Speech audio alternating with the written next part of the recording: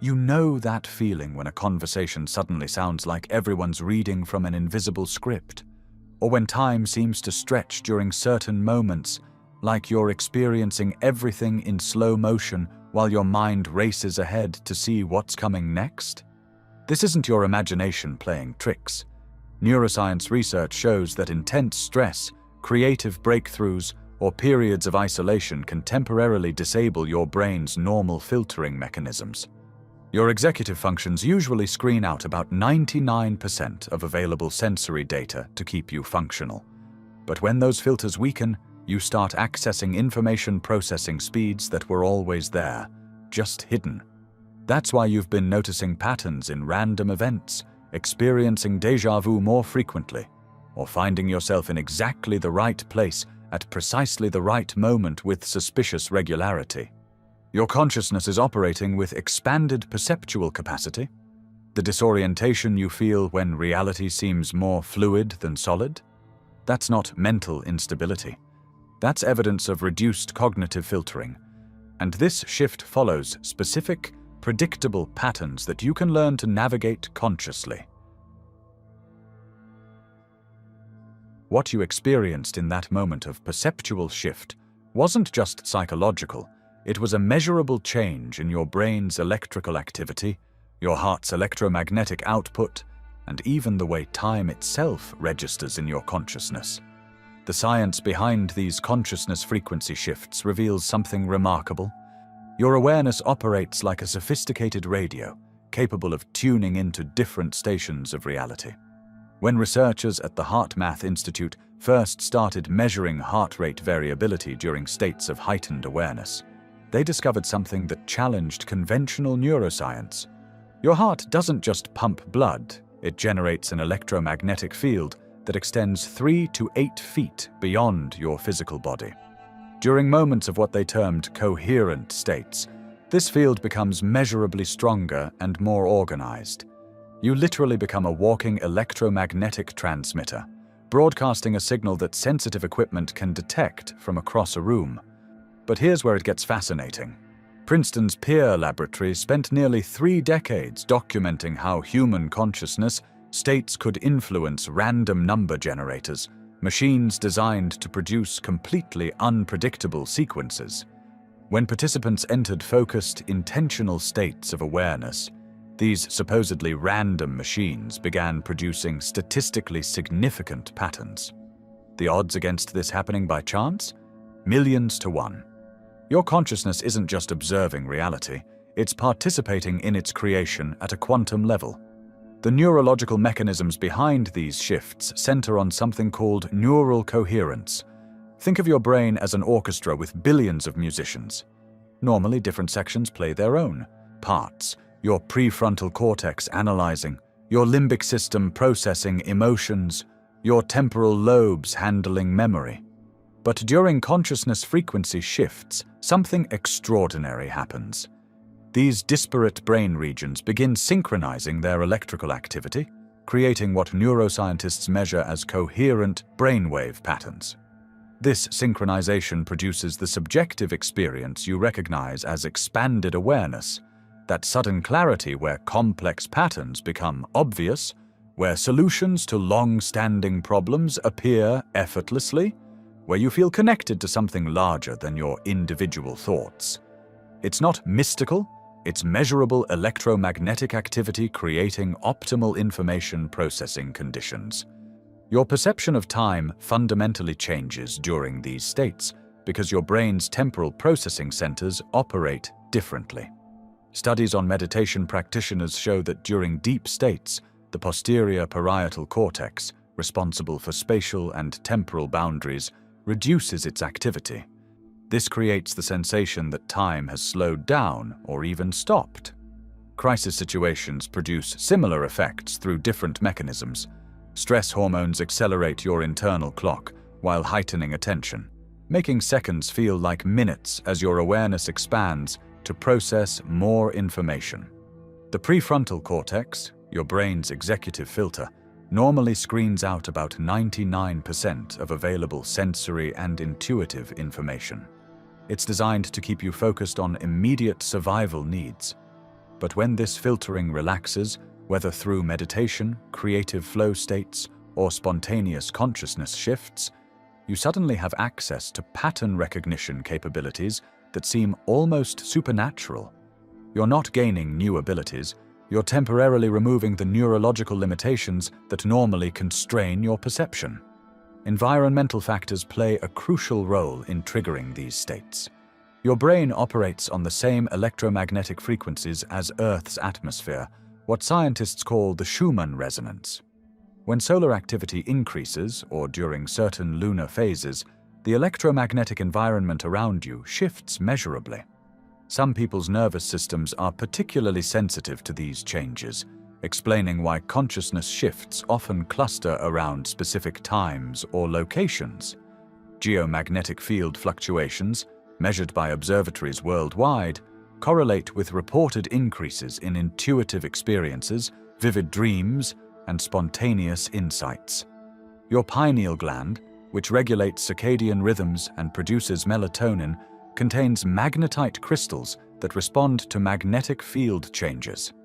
This creates a biological mechanism for environmental influences on consciousness, states that goes far beyond psychological suggestion. The most groundbreaking research on consciousness and reality manipulation often faces resistance from mainstream academic channels, which is why we share these deeper insights exclusively through our Free Insights Academy newsletter, where subscribers also receive a complimentary copy of The Kybalion for a limited time, revealing ancient principles that modern quantum physics is only now beginning to validate. Understanding these mechanisms allows for more deliberate navigation of consciousness states.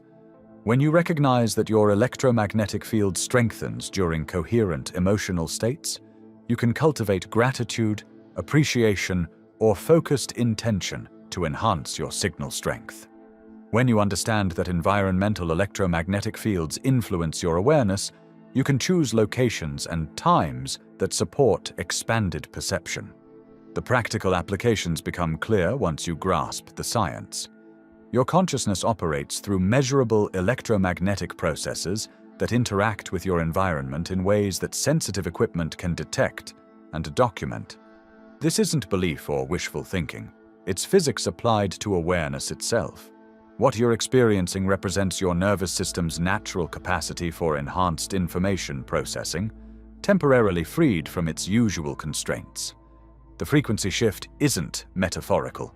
It's literal electromagnetic activity in your brain and heart, creating optimal conditions for pattern recognition, intuitive processing, and expanded awareness.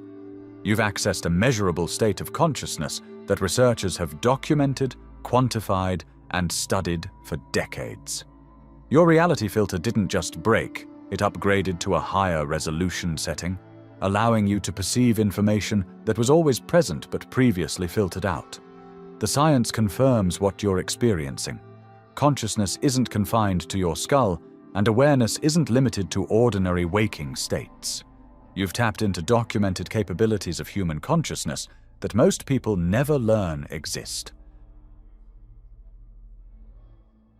Now that you understand how consciousness frequency shifts create measurable changes in your brain and body, we need to talk about something equally important: your personal reality signature. This is where the science gets really fascinating, because just like your fingerprint, the way you process and interact with reality is completely unique to you. Think about the last time you walked into a crowded room. What did you notice first? Some people immediately scan for exits and potential threats. Others zero in on the emotional atmosphere: who's happy, who's tense, who's putting on a show. Still others notice the lighting, the acoustics, or start mentally cataloging the relationships between people based on body language and positioning. These aren't random preferences. They're part of your personal reality signature, the specific way your nervous system has learned to navigate and interpret the world around you. And here's what most people don't realize. These patterns are directly connected to the consciousness frequency shifts we discussed earlier. Your reality signature develops through a combination of your natural neurological wiring and your life experiences. Someone who experienced early trauma often develops what researchers call hypervigilance. Their nervous system becomes extraordinarily good at detecting potential dangers. They'll notice micro-expressions, voice tone changes, and environmental shifts that others completely miss. This isn't paranoia. It's an adaptive response that creates a very specific way of processing reality. On the flip side, people who spent their formative years in creative environments often develop enhanced pattern recognition abilities. They see connections between seemingly unrelated things. They notice when something is off in a design, a story, or even a social situation, not because they're looking for problems, but because their brains have been trained to recognize when patterns don't fit. Let me give you a practical example of how this plays out. Sarah, a graphic designer I know, started noticing that her computer would freeze whenever she was working on projects that felt emotionally conflicted about. At first, she thought it was just bad luck with technology. But when she started paying attention, she realized it was happening specifically when she was compromising her creative vision to please difficult clients. What was actually happening? Her elevated stress response was creating subtle electromagnetic changes in her body. Remember those heart rate variability patterns we talked about? These changes were interfering with sensitive electronic equipment. Her reality signature included a strong electromagnetic sensitivity component amplified by years of creative work that had fine-tuned her nervous system to detect incongruence. This brings us to a crucial point. Electromagnetic sensitivity isn't binary. It's not like you either have it or you don't. It exists on a spectrum, and everyone falls somewhere on that spectrum. Some people can feel their phone buzzing in another room. Others get headaches in certain buildings, or feel energized or drained around specific people. These aren't mystical phenomena. They're measurable interactions between your nervous system and the electromagnetic fields that surround us constantly. Your personal reality signature also includes what I call your glitch patterns, the specific ways your expanded awareness shows up in daily life. Maybe streetlights flicker when you're emotionally activated. Maybe animals react to you differently than they do to other people. Maybe you consistently see the same number sequences during periods of major life transitions. These patterns aren't coincidences, and they're not signs that you're losing your mind. They're indicators of how your particular nervous system processes and responds to information that operates below most people's conscious awareness threshold. Here's how you can start mapping your own reality signature. For the next week, pay attention to 3 specific areas.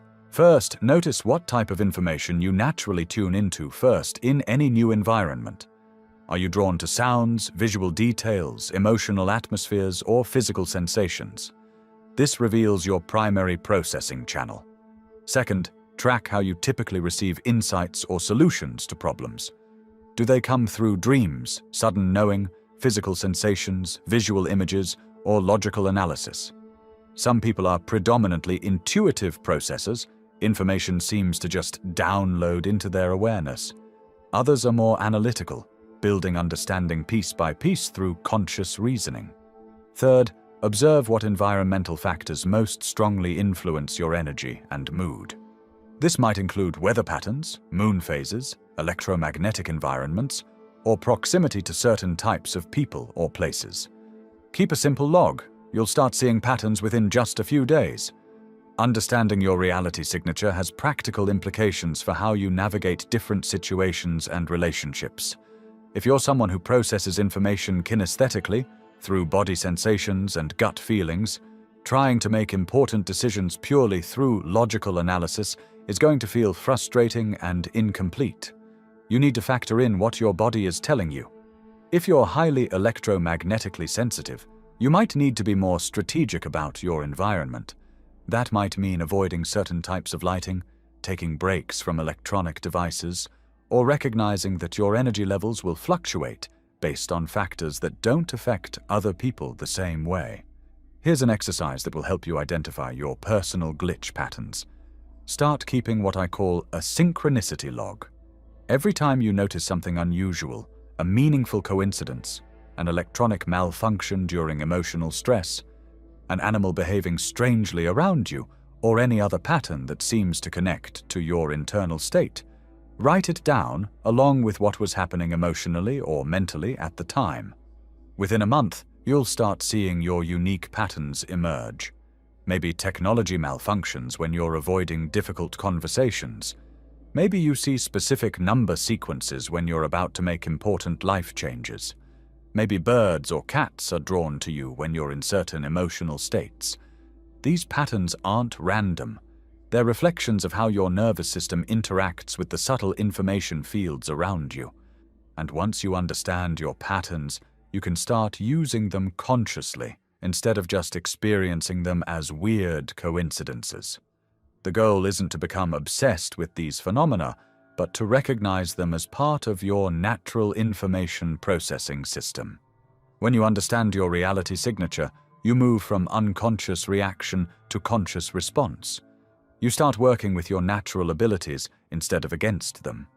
This self-knowledge becomes the foundation for everything we're going to explore in the coming sections: how to navigate different reality states, how to influence outcomes through conscious intention, and how to recognize when you're operating from expanded awareness versus conditioned programming. Your reality signature is your roadmap for conscious living. It shows you how you naturally process information, what environments support your highest functioning, and what your nervous system is trying to tell you about the world around you. Most importantly, it reveals the unique ways your consciousness interfaces with reality, and that's the key to everything that comes next. You know how you can walk into a room and immediately sense the tension from an argument that happened hours earlier? Or how being around certain people leaves you feeling drained while others somehow energize you just by their presence? What you're experiencing isn't mystical. It's the measurable electromagnetic reality of human interaction. The Institute of Heart Math has documented something remarkable. When two people sit within 3 feet of each other, their heart rhythms begin to synchronize. They measured this using sensitive magnetometers that detect the electromagnetic field generated by each person's heart, a field that extends roughly 8 feet in all directions around your body. When one person enters a coherent emotional state, characterized by smooth, sine wave-like heart rhythm patterns, the other person's heart begins matching that coherence within minutes. Think about what this means for every interaction you have. Your heart isn't just pumping blood, it's broadcasting an electromagnetic signal that's 5,000 times stronger than your brain's electrical activity. Every emotion you experience creates a distinct signature in this field. Frustration generates chaotic, jagged patterns. Appreciation and compassion create smooth, coherent waves. And everyone around you is unconsciously tuning into this broadcast. Dr. Rollin McCraty's research team discovered that coherent individuals, those who've learned to maintain stable, positive emotional states, can influence up to 15 people simultaneously in group settings. They tracked this by monitoring everyone's heart rate variability, brainwave patterns, and stress hormone levels. When the coherent person entered the room, measurable changes occurred in others within 90 seconds. Blood pressure decreased. Cortisol levels dropped. Alpha brainwaves increased, indicating relaxed alertness. This electromagnetic influence operates through multiple channels simultaneously.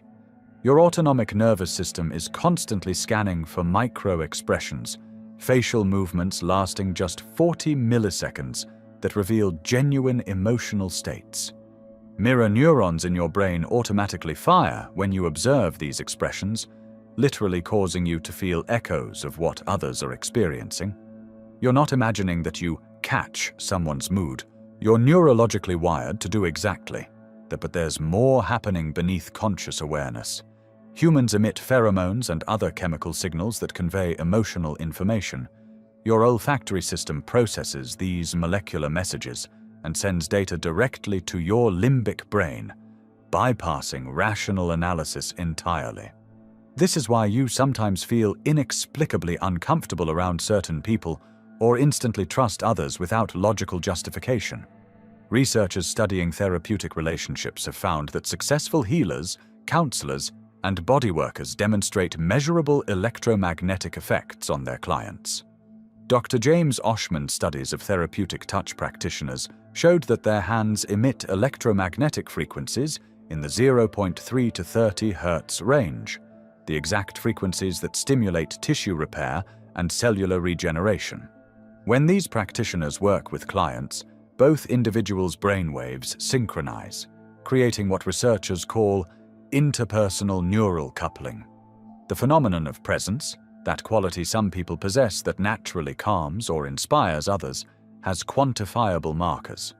High-presence individuals show greater heart rate variability, indicating flexible autonomic nervous system responses. Their brain scans reveal increased activity in areas associated with emotional regulation and social awareness. Most significantly, they maintain coherent electromagnetic fields even under stress, creating what researchers term regulatory stability for those around them. Group dynamics amplify these individual effects exponentially. When researchers monitored large meditation gatherings, they found that collective coherence creates measurable environmental changes. Crime rates in surrounding areas decreased during these events. Hospital emergency room visits dropped. Even random number generators, devices that should produce completely arbitrary sequences, began showing statistical patterns during peak group coherence moments, suggesting that collective consciousness states can influence physical systems. The Transcendental Meditation Organization has documented this Maharishi effect in over 40 peer-reviewed studies.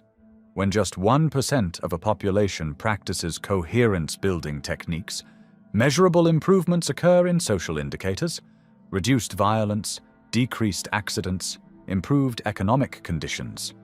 The electromagnetic fields generated by coherent groups appear to create stabilizing influences that extend far beyond the practitioners themselves. Understanding these mechanisms transforms how you navigate social environments. You can learn to recognize when you're being pulled into others' electromagnetic chaos. That sudden anxiety in crowded spaces? You're likely absorbing the stress signatures of everyone around you. The inexplicable fatigue after spending time with certain people. Your nervous system has been working overtime to maintain stability while being bombarded by incoherent electromagnetic patterns. Practical application starts with developing your own coherence. Heart-focused breathing techniques, inhaling for 5 counts, exhaling for 5 counts while directing attention to your heart area, create measurable improvements in your electromagnetic field within 3 minutes. This isn't just relaxation. You're literally strengthening the regulatory signal you broadcast to others. In chaotic environments, you can maintain stability by consciously generating appreciation or compassion. These emotions create the strongest coherent electromagnetic signatures. Research shows that 3 minutes of genuine appreciation generates protective effects that last up to 6 hours, making you less susceptible to others' incoherent states while simultaneously offering them a stabilizing influence. The responsibility that comes with this knowledge is profound. Once you understand how powerfully you influence others' nervous systems, every interaction becomes an opportunity to contribute to collective well-being or collective chaos. The choice is yours, but the effect is unavoidable. You're not separate from the people around you. You're part of an interconnected electromagnetic web where every emotional state ripples outward, creating either coherence or chaos in the collective field.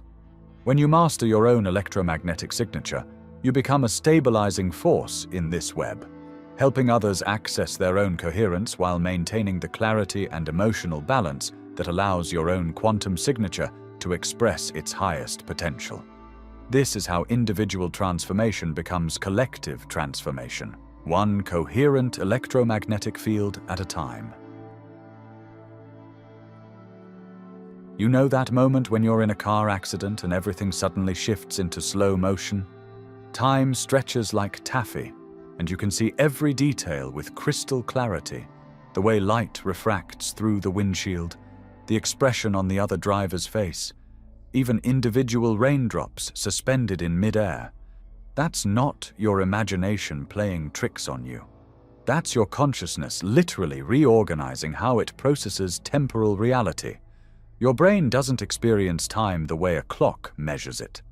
What we call time is actually a sophisticated construction project happening inside your skull every single moment. Your temporal lobe acts like a master conductor, integrating sensory data, attention patterns, and memory formation into what feels like the smooth flow of now. But here's what's fascinating. This system is far more flexible than most people realize. When neuroscientist David Eagleman studied time perception in extreme situations, he discovered something remarkable.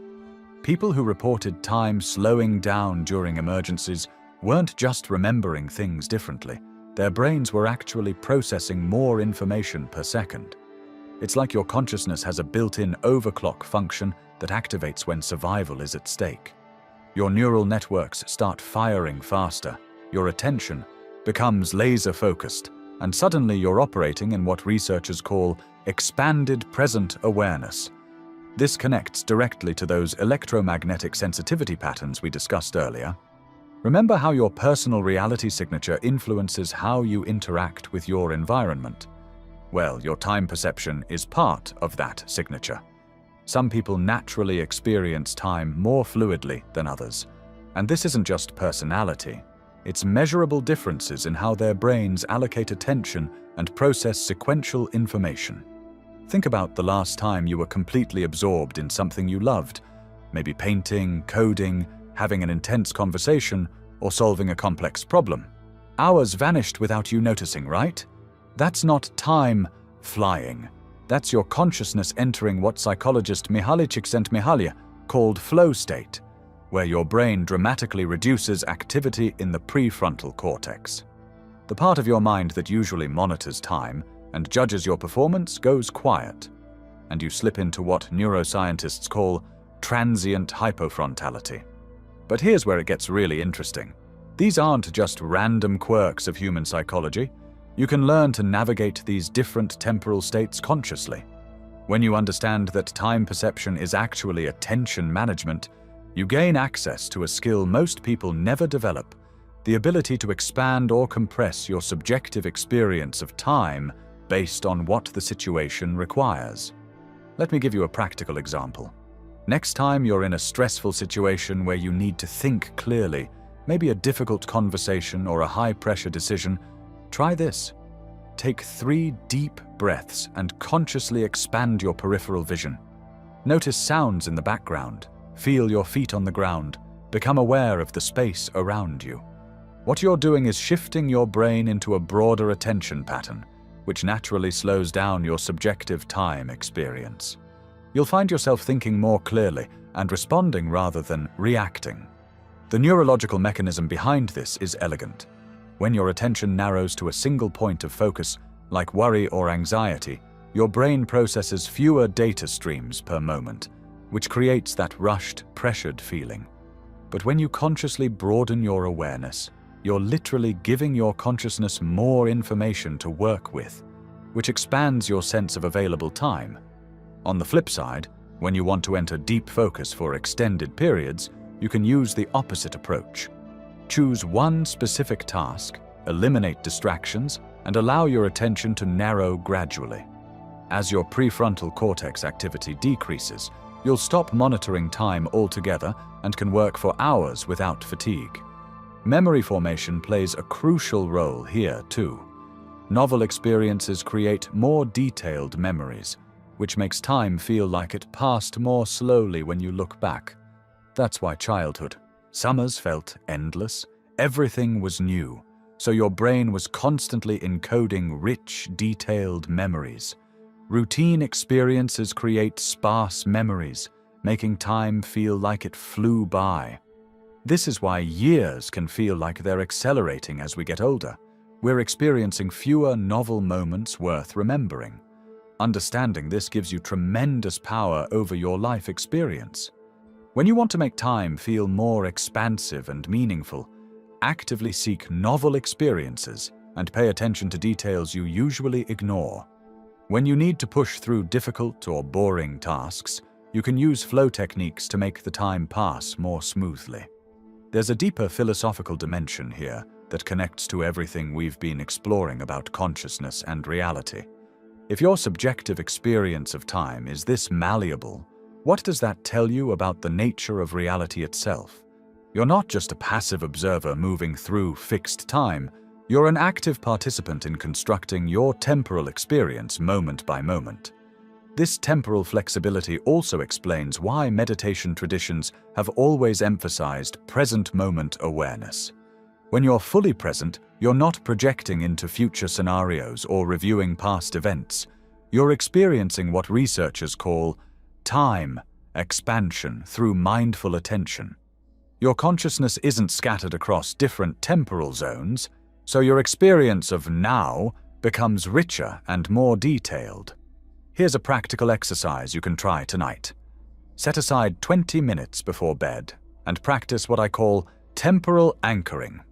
Sit comfortably and notice 5 things you can see, 4 things you can hear, 3 things you can feel, 2 things you can smell, and 1 thing you can taste. This grounds you completely in present moment sensory experience and naturally expands your perception of available time. The key insight is this: time isn't happening to you. You're actively participating in creating your temporal experience. Once you grasp this, you can begin working with time as a flexible medium rather than fighting against it as a fixed constraint.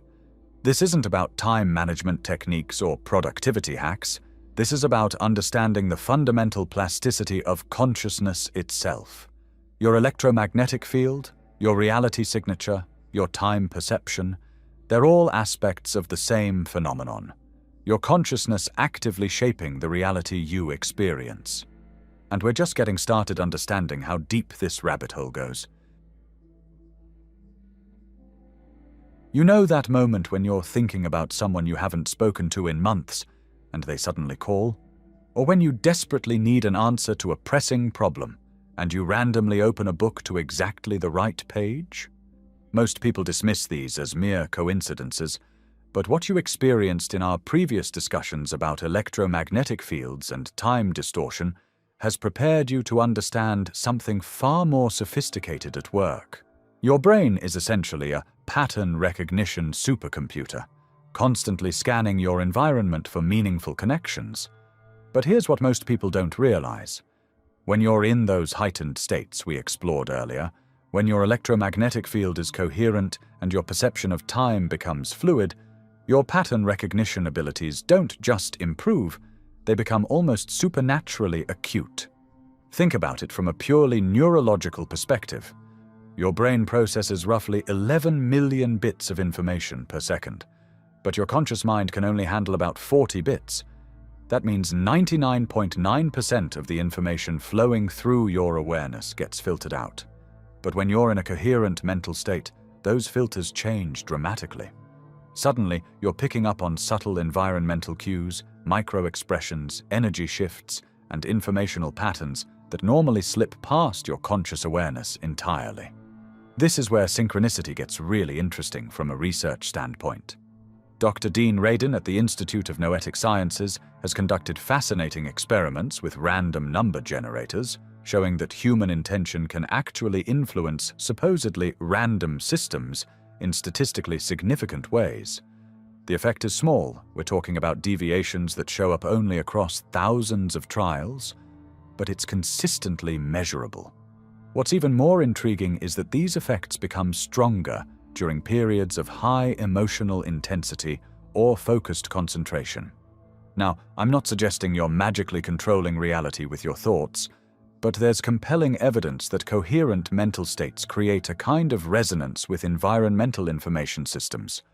When your brain waves are synchronized, when your heart rate variability is optimal, when you're in what researchers call a high coherence state, you become extraordinarily sensitive to patterns and correlations that exist in complex systems around you. Consider what happens during major life transitions, career changes, relationship shifts, creative breakthroughs, or periods of intense personal growth. People consistently report increased synchronicities during these times. From a systems perspective, this makes perfect sense. Transitions create instability, and instability makes hidden patterns more visible. It's like when you shake a snow globe. Suddenly you can see all the currents and flows that were invisible when everything was settled. But we also need to acknowledge the psychological mechanisms at play. Confirmation bias is real, and it's powerful. When you're looking for meaningful connections, you'll find them everywhere. The key is developing what I call calibrated intuition, the ability to distinguish between genuine synchronistic patterns and the random noise your brain naturally tries to organize into meaningful narratives. Here's a practical framework I've developed through years of studying these phenomena. Real synchronicity typically has 4 characteristics: frequency, specificity, timing, and personal relevance. Random coincidences might hit 1 or 2 of these markers, but meaningful synchronicity tends to score high on all 4 dimensions. Frequency refers to clustering. Genuine synchronistic periods often involve multiple related incidents occurring within compressed time frames. Specificity means the details are unusually precise, not vague correlations you could apply to almost any situation. Timing involves the synchronicity occurring at moments when the information or connection is particularly needed or relevant. And personal relevance means the pattern connects directly to your current challenges, questions, or growth areas. But here's where it gets really fascinating from a modern perspective. Our interconnected information systems, social media algorithms, recommendation engines, shared cultural databases are creating artificial synchronicity networks. When you search for something online, discuss it with friends, or even think about it while carrying a smartphone, you're feeding information into systems that then reflect related content back to you through multiple channels. This can create the appearance of meaningful synchronicity when you're actually experiencing algorithmic correlation. The practical applications of understanding these patterns are profound. When you know how to read environmental feedback accurately, you can navigate complex situations with remarkable precision. I've watched entrepreneurs use synchronicity awareness to identify market opportunities, seen artists break through creative blocks by following meaningful coincidence trails, and observed people make life-changing decisions by learning to interpret the subtle information flows around them. The key is developing what I call intelligent pattern recognition. This means staying alert to meaningful correlations while maintaining critical thinking about their significance. Not every coincidence is a cosmic message, but some patterns do carry genuine information about optimal timing, hidden connections, or emerging opportunities. Start tracking your own synchronicity patterns for the next 2 weeks. Note the circumstances when they occur, your emotional state, life situation, stress levels, and the specific nature of the correlations. You'll likely discover that your personal synchronicity signature has consistent characteristics that can serve as a navigation system for major decisions. The most sophisticated approach involves understanding synchronicity as environmental feedback about the coherence between your internal state and external circumstances. When you're aligned with beneficial life directions, supportive synchronicities tend to increase. When you're moving against your optimal path, the meaningful coincidences often carry warning or redirection information. This isn't mystical thinking. It's sophisticated pattern recognition applied to the complex information systems that surround us constantly.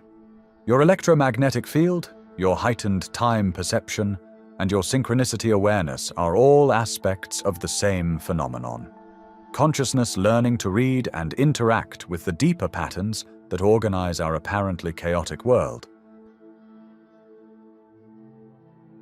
The moment you start paying attention to the branching paths in your daily life, something remarkable happens. You begin to see what complexity scientists call sensitive dependence on initial conditions, the butterfly effect playing out in real time through your choices, attention, and responses to the world around you. Think about this morning. You woke up, and within the first few minutes, dozens of micro-decisions created ripple effects that are still shaping your day. Did you check your phone immediately or lie still for a moment? Did you follow your usual routine or pause to notice something different? Each choice didn't just determine what happened next, it influenced which opportunities you'd even be able to perceive hours later. This is where the earlier concepts we explored about time distortion and synchronicity start to converge into something practical and profound. When you're operating in that expanded state of awareness we discussed, where time feels more fluid and meaningful coincidences seem to multiply, you're actually accessing a broader range of probability streams. You're seeing more of the branching paths that were always there. Neuroscientist Andy Clark's research on predictive processing reveals that your brain is constantly running multiple simulations of possible futures, updating these predictions millisecond by millisecond based on new information. But here's what's fascinating. The quality of your consciousness state determines which predictions get priority processing. When you're anxious or contracted, your brain allocates most of its predictive resources to threat scenarios and familiar patterns.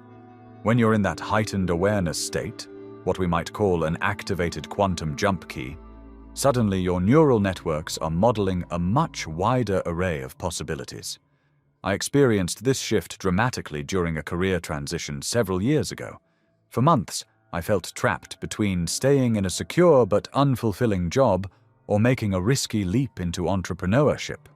The decision felt binary, like I had to choose between safety and freedom.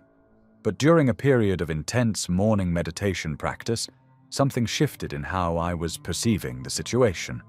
Instead of two stark options, I began noticing what felt like dozens of potential pathways I hadn't seen before.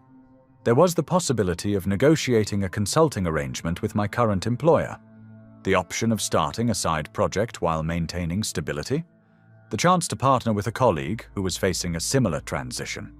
These weren't new external opportunities that suddenly appeared. They were probability streams that had always existed, but my previous state of consciousness was too narrow to detect them. Psychologist Hazel Marcus's research on possible selves explains part of what was happening. We don't just have one identity or one vision of our future, we maintain multiple versions simultaneously. There's the self who takes the safe path, the self who makes the bold leap, the self who finds a creative third option. When we're operating from expanded awareness, we can literally sense these different identity streams and the futures they would create. The key insight is that attention management becomes probability management.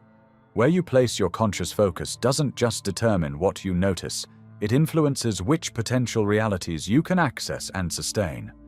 This isn't mystical thinking, it's how complex adaptive systems work. Your life is such a system, with feedback loops between your internal states, your choices, your environment, and the opportunities that emerge from their interaction.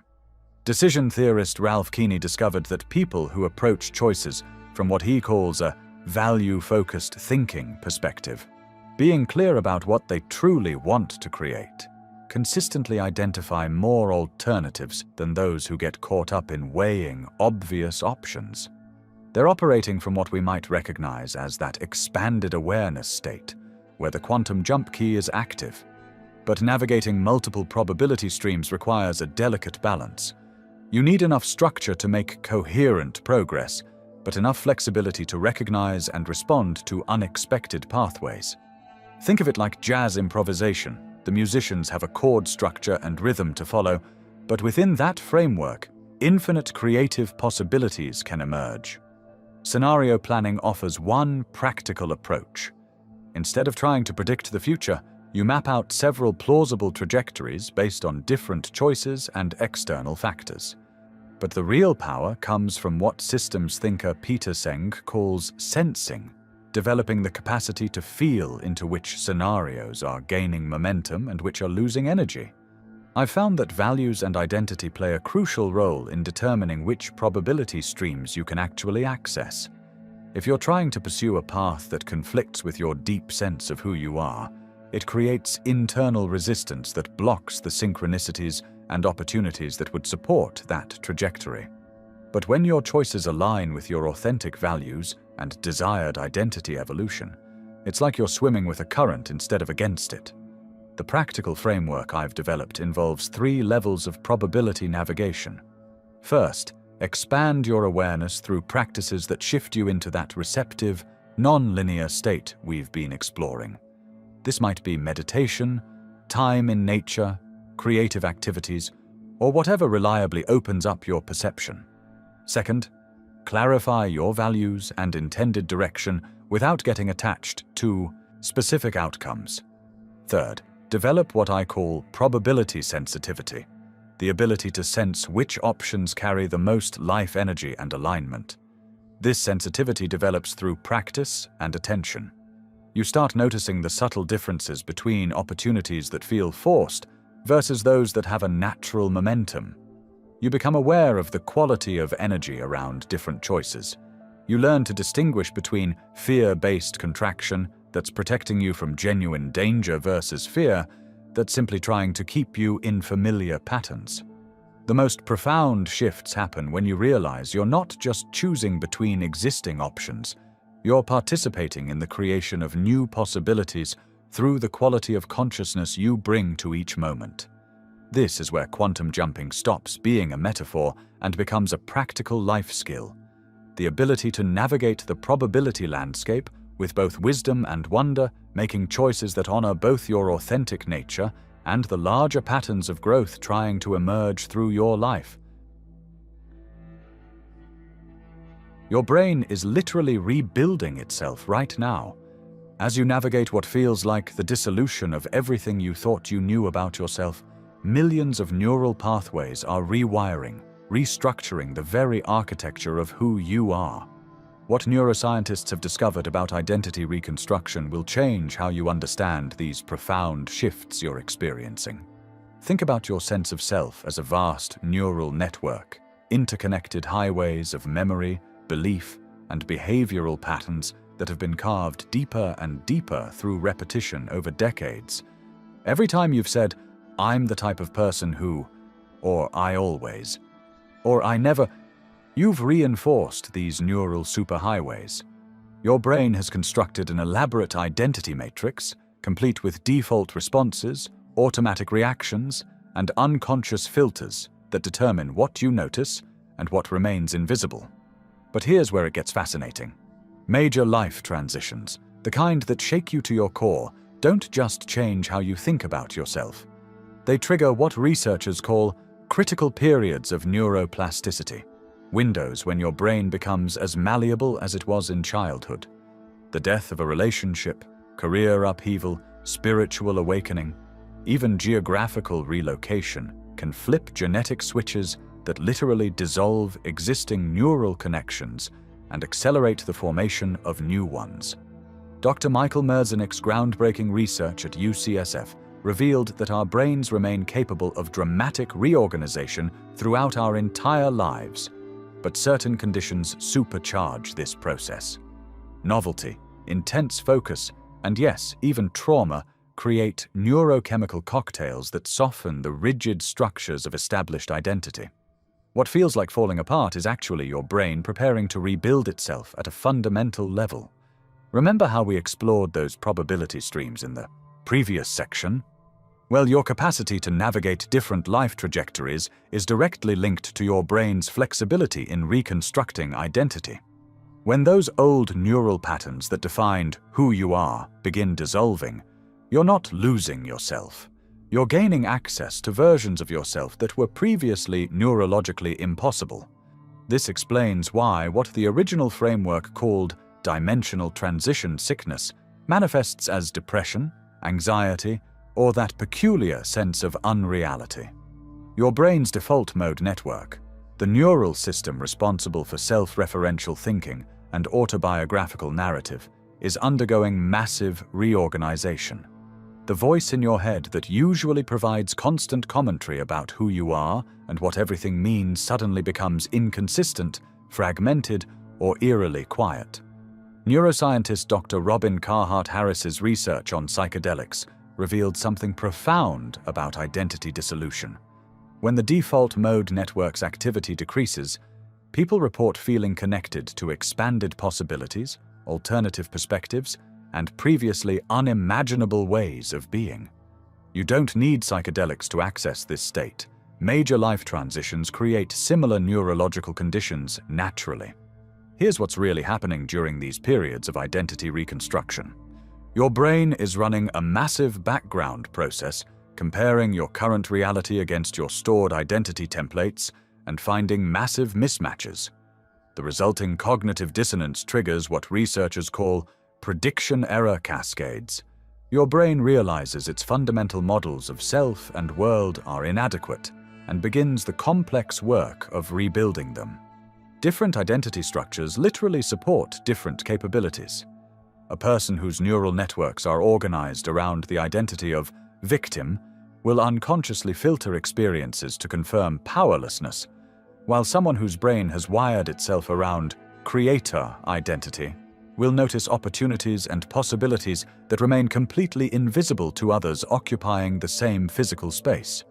Dr. Carol Dweck's research on growth versus fixed mindsets revealed just the tip of this iceberg. People with growth-oriented neural patterns show increased activity in brain regions associated with learning and adaptation, while those with fixed mindsets show heightened activation in areas linked to threat detection and defensive processing. These aren't just different attitudes, they're fundamentally different neurological realities creating different lived experiences. The key to navigating identity reconstruction consciously lies in understanding that you're not losing control. You're gaining influence over processes that previously ran entirely on autopilot. When you notice old patterns no longer fitting, when familiar responses feel foreign, when your usual strategies stop working, your brain is signaling its readiness for upgrade. Start documenting the transition right daily about which aspects of your old identity feel authentic versus which feel like inherited programming. Notice which thoughts and reactions feel genuinely yours versus which seem to belong to earlier versions of yourself or even other people entirely. This isn't just journaling, it's providing your reconstructing brain with clear feedback about which neural patterns to maintain and which to dissolve. Visualization becomes incredibly powerful during these periods because your brain's increased plasticity makes it more susceptible to imagined experiences. Spend time mentally rehearsing your emerging identity, not just thinking about it, but embodying it through detailed sensory imagination. Your brain treats vividly imagined experiences as partial memories, using them as templates for building new neural pathways. Behavioral experiments accelerate the process dramatically. When you act in ways that align with your emerging identity, even briefly, even experimentally, you provide your brain with real-world data to support new neural connection formation. Each time you choose differently than your old patterns would dictate, you literally strengthen the neural networks of your evolving self. The relationship between identity flexibility and resilience isn't coincidental. People who can consciously participate in their own identity reconstruction develop what researchers call psychological agility, the capacity to adapt their sense of self to changing circumstances while maintaining core values and purpose. In our rapidly shifting world, this becomes a crucial survival skill. Your brain's reconstruction process is already underway. The question isn't whether you'll emerge different, that's neurologically inevitable. The question is whether you'll participate consciously in designing who you become, or whether you'll let the process happen entirely by default. The choice to engage actively with your own identity reconstruction might be the most important decision you make during this transition period. The electromagnetic shifts you've been feeling, those moments when time seems to bend around your decisions, the cascade of synchronicities appearing in your life, these aren't separate phenomena. They're all expressions of a fundamental upgrade in how you interface with reality itself. When your nervous system becomes more sensitive to subtle energies, when your brain starts processing multiple probability streams simultaneously, when your identity structure becomes fluid enough to adapt in real time, you're not just experiencing random changes. You're developing the capacity for conscious reality selection. Think about how a master chef doesn't just follow recipes.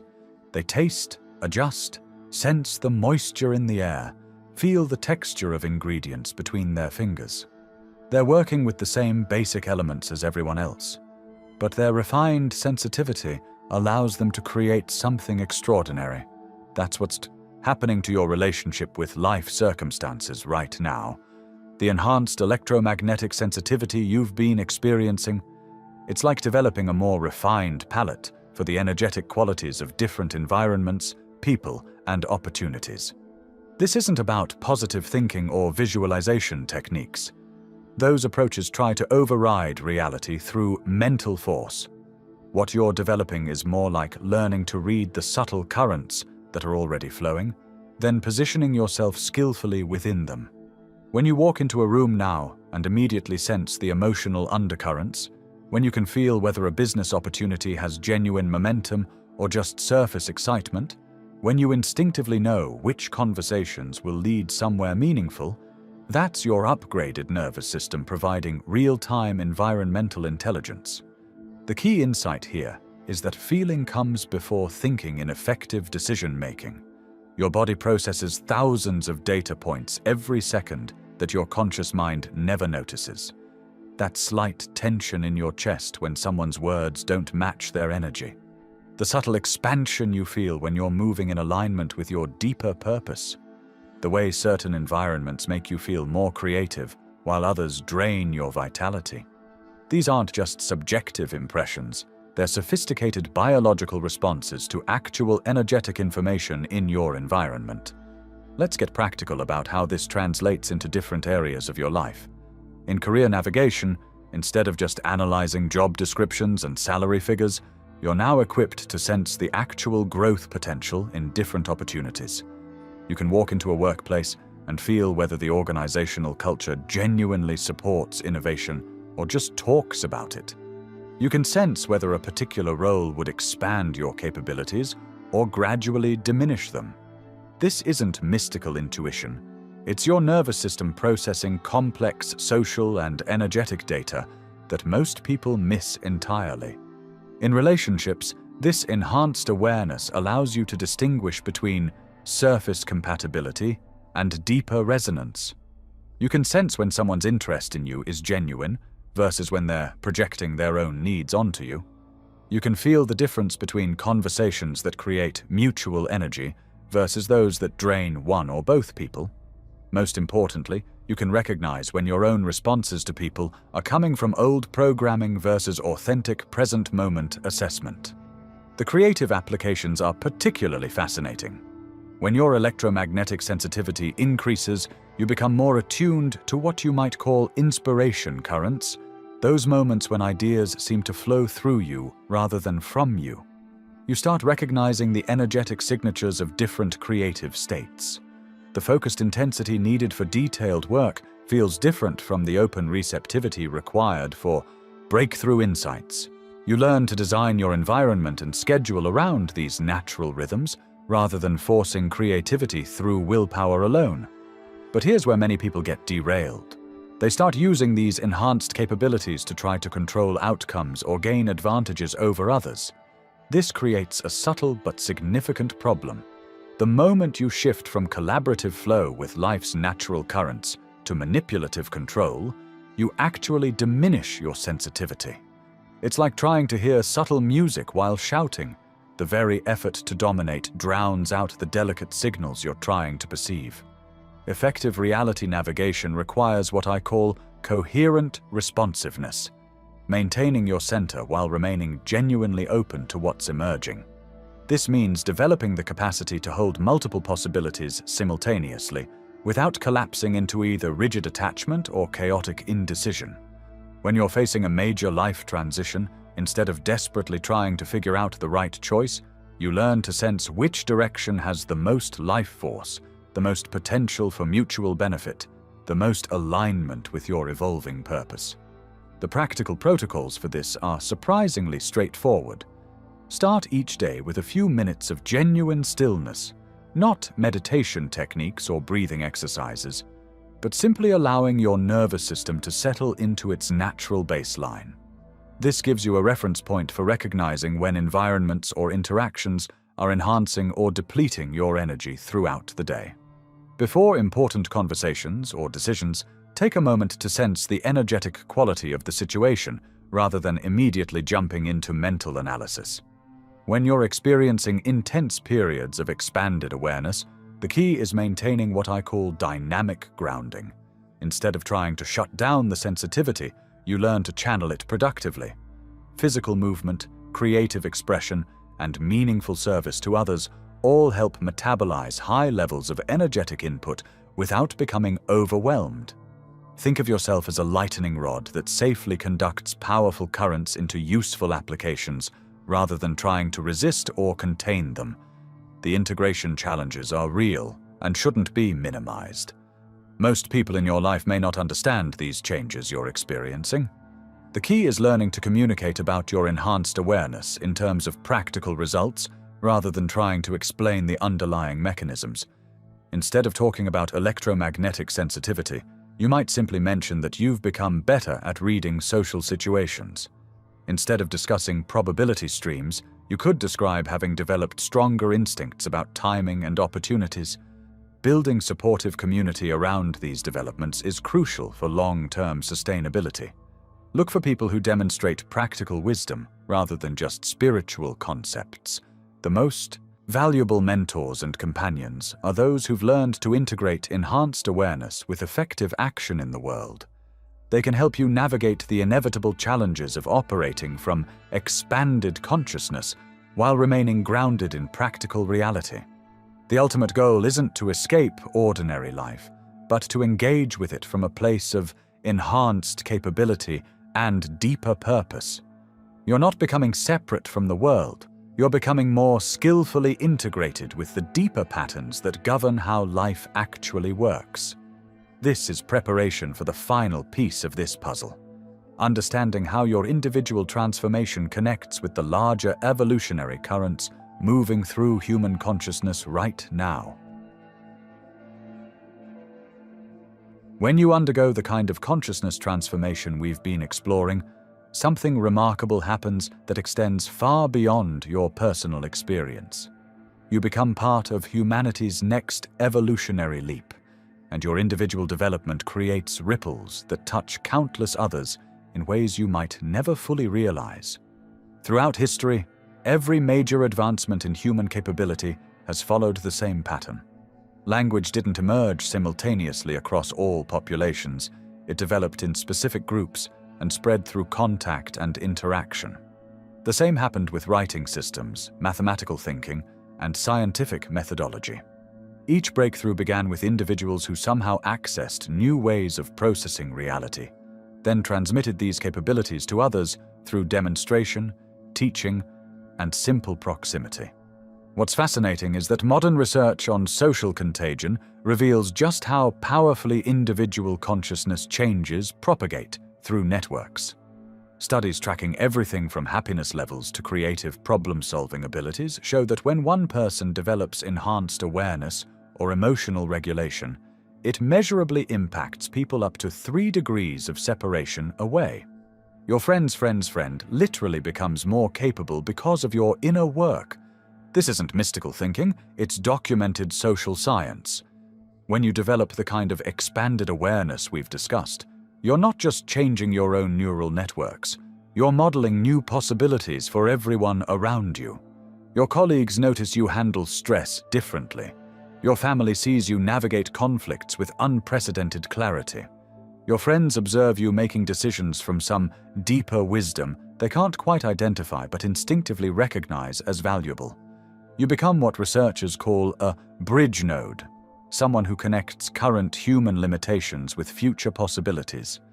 Every time you respond to a challenging situation from expanded awareness rather than reactive programming, you're literally creating new templates in what biologist Rupert Sheldrake calls the morphic field. You're showing others that different responses are possible, even when they don't consciously understand what they're witnessing. Consider the global challenges we're facing right now.